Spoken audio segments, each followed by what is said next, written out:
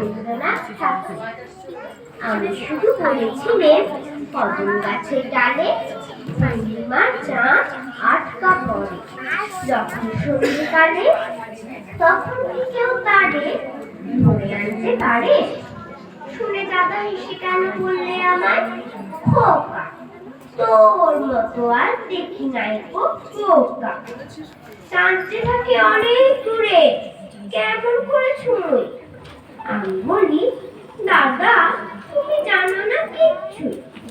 মা আমাদের হাসি যখন ওই জানলার ফাঁকে, তখন তুমি বলবে কি মা অনেক দূরে থাকে? তবু দাদা বলে আমার, খোকা তোর মতো আর দেখি নাই গো বোকা।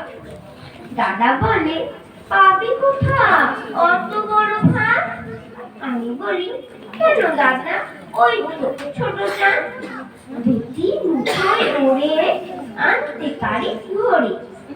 শুনে দাদা হেসে কেন বললে আমায়, খোকা তোর মতো আর দেখি নাই তো বোকা।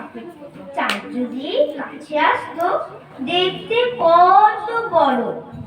আমি বলি, কি তুমি ছাই স্কুলে যে পড়ো? মা আমাদের চুমু খেতে মাথা করে নিচু। তখন কি মার মুখটি দেখায় মস্ত বড় কিছু? তবু দাদা বলে আমার, খোকা তোর মতো আর দেখি নাই গো বোকা। নমস্কার।